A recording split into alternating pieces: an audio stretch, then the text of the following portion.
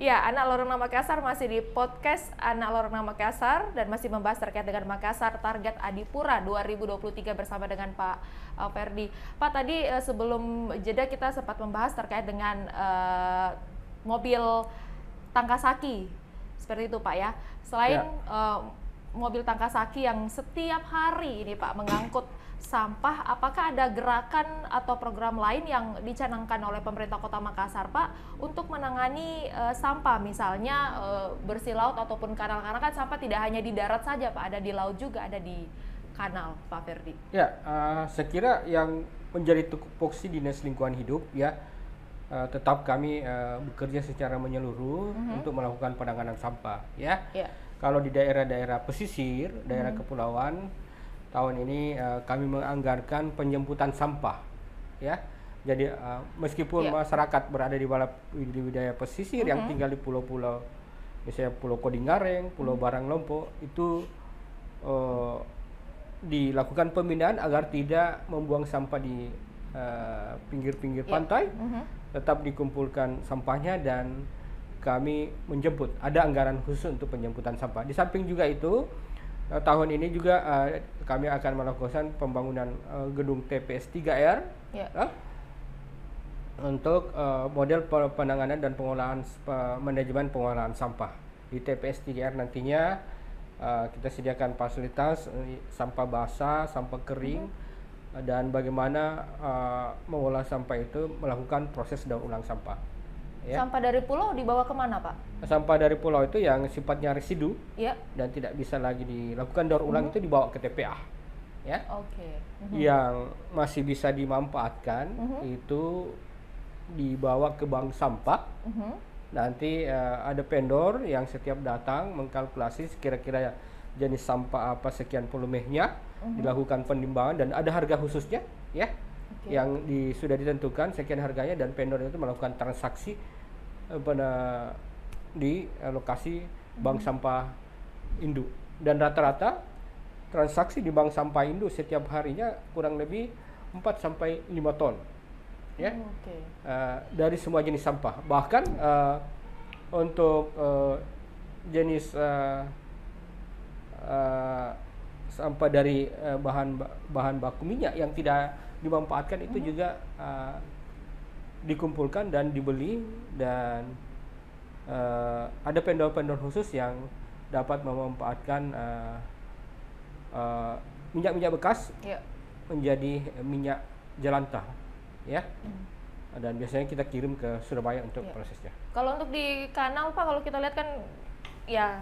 Ini ya memang tanggung jawab ya. Menjadi memang kanal ini menjadi bersih, ya, apa semua ini menjadi tanggung jawab kami bersama dengan pihak kecamatan, dan alhamdulillah kami terbantu dengan baik dan ada komunikasi yang dibentuk oleh pemerintah Kota Makassar, namanya Pakandato.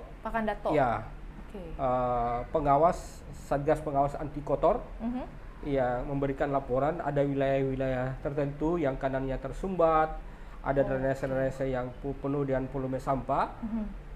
Secara otomatis pada saat melaporkan melalui IT yang sudah terkontrol, otomatis Satgas dapat memantau dan pihak kecamatan melakukan pembenahan melalui Satgas yang ada, ya.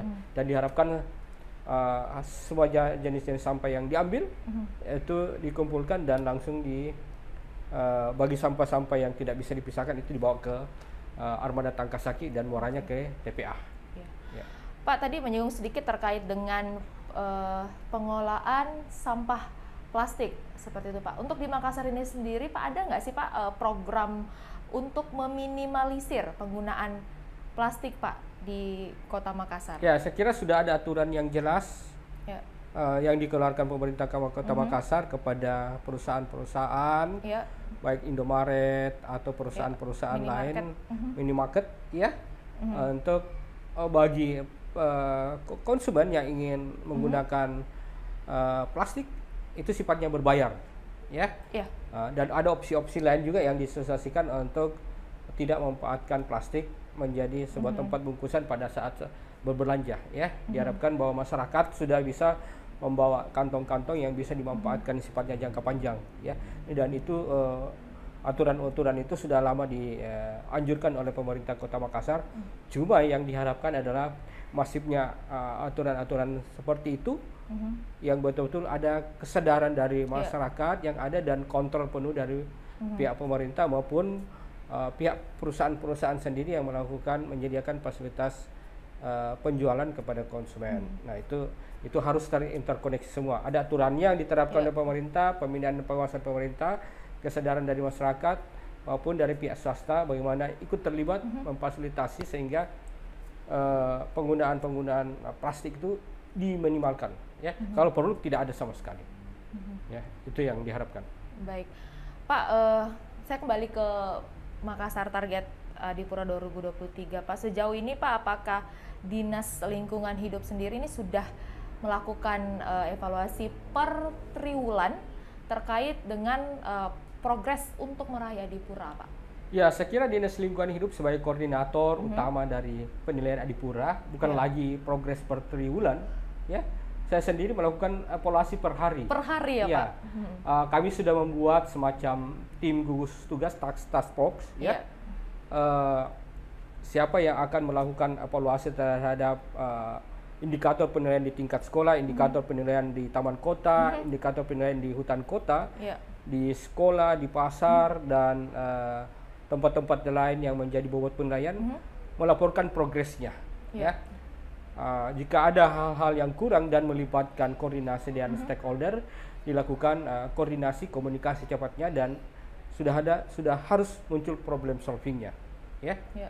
Termasuk juga keseriusan kami untuk melakukan pembenahan di TPA, karena TPA menjadi target poinnya. Hampir tiap hari kami melakukan kerja-kerja yang sangat maraton dan terukur. Misalnya pembenahan kolam dindi, ada saluran airnya yang kurang lebih sekitar mendekati 500 meter tertimbuni oleh volume sampah, itu kita bersihkan semua.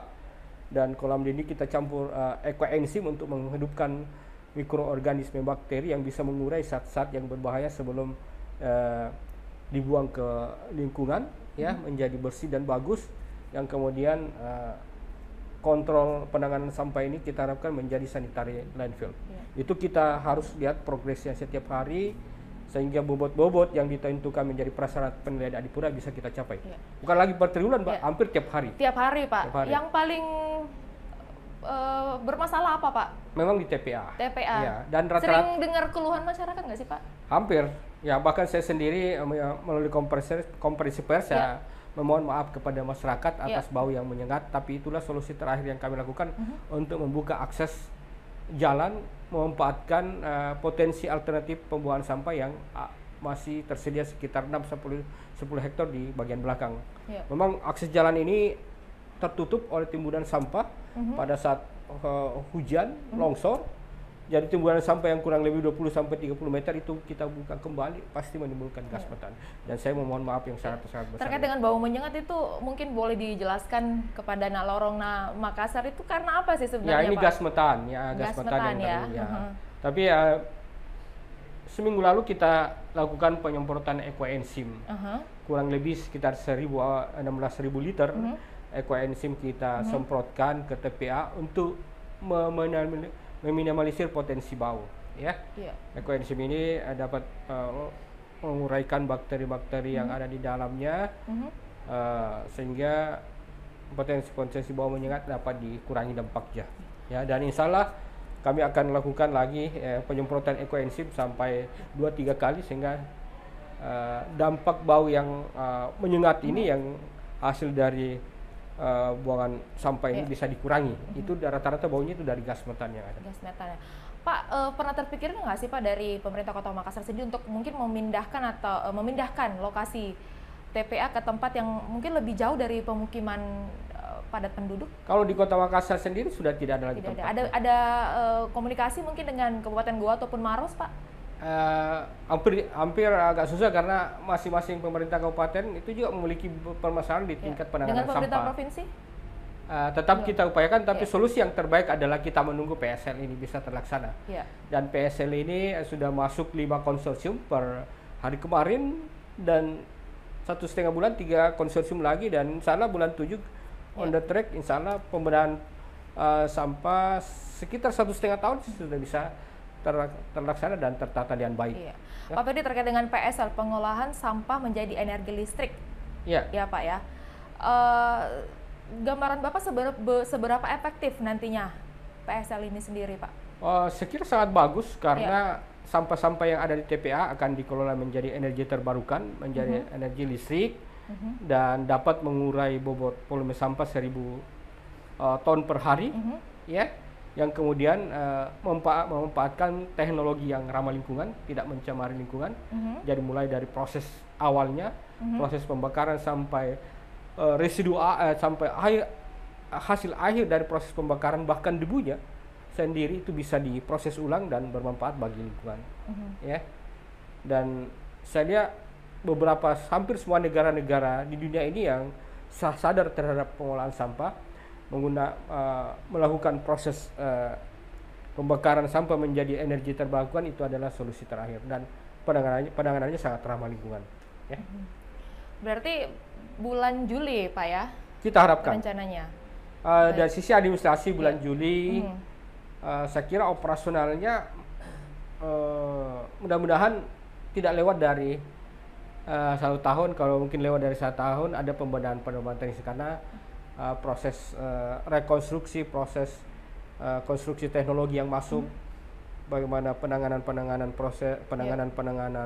fisik yang ada di sekitar lokasi TPA juga merupakan tahapan-tahapan yang harus dilakukan oleh pihak pemenang konsorsium nantinya. Iya. Pak Ferdi, untuk penilaian dari indikator dari penilaian dari Adipura 2023 ini, apakah melihat juga apakah kota tersebut rawan banjir atau seperti apa, Pak? Ada penilaian seperti itu enggak? Sejauh ini tidak ada ya? Kurang relevansinya. Semuanya melihat tentang penataan lingkungannya dan kebersihan, keindahan, penanganan sampahnya. Itu yang saya lihat menjadi parameter bobot poin utamanya. Iya. Ya. Pak, kembali ke ruang terbuka hijau, Pak. Ya. Sejauh ini Pak, dari DHLH sendiri bagaimana Pak penataan ruang di area perkotaan seperti misalnya taman kota, Pak? Ya, kontribusi yang paling besar di ruang terbuka hijau adalah tanaman pohon, ya. Pohon. Ya, ada beberapa jenis pohon yang, misalnya pohon terbesi, pohon mahoni, pohon tabebuya, dan ketapang kencana. Ini yang banyak menghiasi ruas-ruas jalan di Kota Makassar, ya. Dan itu kita pelihara. Pohon-pohon yang membutuhkan pemangkasan itu kita pangkas untuk memberikan, karena bahaya juga kalau daunnya sudah tua tidak dipangkas, akan berdampak risiko terhadap masyarakat yang menggunakan jalan atau masyarakat yang ada di sekitar daerah-daerah yang relatif pohonnya rawan tumbang, ya. Tetapi pemetaan untuk wilayah-wilayah yang dapat dilakukan penanaman, itu kita lakukan penanaman. Jadi prinsipnya harus ada SOP antara penebangan pohon yang sudah memang kategorinya sudah harus ditebang, yang rawan tumbang, SOP-nya sudah harus ada penanaman, ya. Jadi sama sekali diharapkan ketidaktersediaan kita dari sisi ruang terbuka hijau. Artinya ada balance, ya. Pada saat kita melakukan penebangan, penanaman juga harus disertakan. Ya, bahkan sebelum penebangan pohonnya sudah tumbuh lebih besar, sehingga pada saat penebangan